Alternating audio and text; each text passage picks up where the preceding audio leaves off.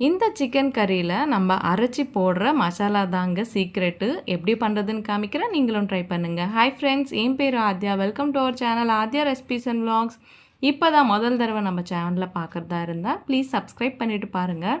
நிறைய இன்ட்ரெஸ்டிங்கான recipes vlogs எல்லாம் இருக்கும். நீங்கள் எப்பயும் போல் பண்ணுற மாதிரி இல்லாமல் இந்த வாட்டி இந்த மாதிரி சிக்கன் கறி பண்ணுங்கள். டேஸ்ட் வேறு லெவலில் இருக்கும். அப்படி பண்ணுறதுன்னு பார்த்துடலாம். இதுக்காக ஒரு கிலோ சிக்கனை இந்த மாதிரி பீசஸாக கட் பண்ணிவிட்டு நல்லா வாஷ் பண்ணிவிட்டு பக்கத்தில் வச்சுக்கணும். இப்போது இதுலேயே ஒரு அரை ஸ்பூன் அளவுக்கு மஞ்சள் தூள், ஒரு ஸ்பூன் அளவுக்கு சால்ட்டு, 2 ஸ்பூன் அளவுக்கு மிளகாய் தூளை போட்டுக்கணும்.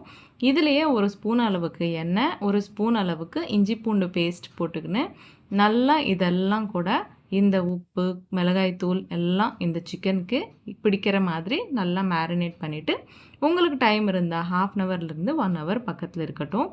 இப்போது மசாலா அரைக்கிறதுக்கு ஒரு மிக்ஸி ஜார் எடுத்துக்கின்னு ஒரு மீடியம் சைஸ் தேங்காவை இந்த மாதிரி கட் பண்ணி போட்டுக்கோங்க. இதுலேயே ஒரு ஸ்பூன் அளவுக்கு மல்லி விதைகள், ஒரு 3-4 காஞ்ச மிளகாய், ஒரு ஸ்பூன் சீரகம், ஒரு ஸ்பூன் கசகசா, இது கூடவே ஒரு 10 முந்திரி பருப்பு போட்டுக்கிட்டு கொஞ்சம் தண்ணியை ஊற்றிக்கின்னு இந்த மாதிரி பேஸ்ட் மாதிரி கிரைண்ட் பண்ணி பக்கத்தில் இருக்கட்டும். இப்போது ஒரு 1/2 மணி நேரம் ஆயிடுச்சுங்க.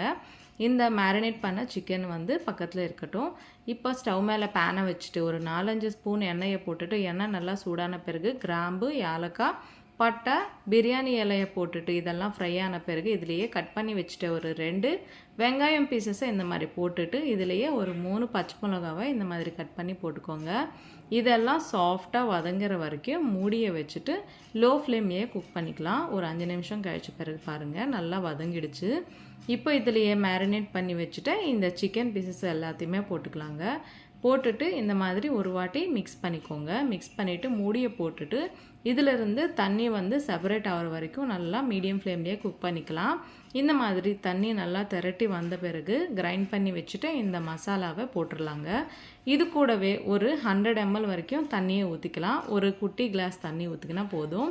சிக்கன் சீக்கிரமாகவே குக் ஆகிடும். இப்போ உப்பு ஏதாவது பத்தலைன்னா அட்ஜஸ்ட் பண்ணிவிட்டு மூடியை வச்சுட்டு நல்லா கிரேவி கன்சிஸ்டன்சி வர வரைக்கும் மீடியம் ஃப்ளேம்லேயே நடுவில் ஒரு வாட்டி கலர் விட்டுக்கினே இந்த மாதிரி குக் பண்ணிக்கோங்க. இப்போ லாஸ்ட்டில் ஒரு ஸ்பூன் அளவுக்கு கரம் மசாலா, ஒரு ஸ்பூன் சிக்கன் மசாலாவை போட்டுட்டு லாஸ்ட்டில் கொஞ்சம் கொத்தமல்லியை ஆட் பண்ணிவிட்டு ஒரு நிமிஷம் இந்த மாதிரி குக் பண்ணிங்கன்னா ரொம்ப டேஸ்டியான சிக்கன் கிரேவி கறி ரெடிங்க.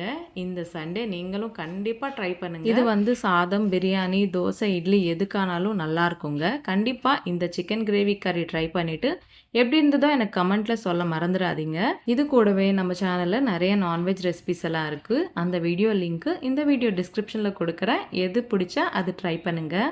உங்களுக்கு இந்த வீடியோ பிடிச்சிருக்குன்னு நம்புகிறேன். பிடிச்சா ஒரு லைக் பண்ண மறந்துடாதீங்க. உங்கள் ஃப்ரெண்ட்ஸ் அண்ட் ஃபேமிலிக்கு இந்த வீடியோவை ஷேர் பண்ணுங்கள். இன்னொரு நல்ல ரெசிபியுடன் உங்களை சந்திக்கிறேன். அது வரைக்கும் சைனிங் ஆஃப் உங்கள் Aadhya. Bye bye. Thanks for வாட்சிங்.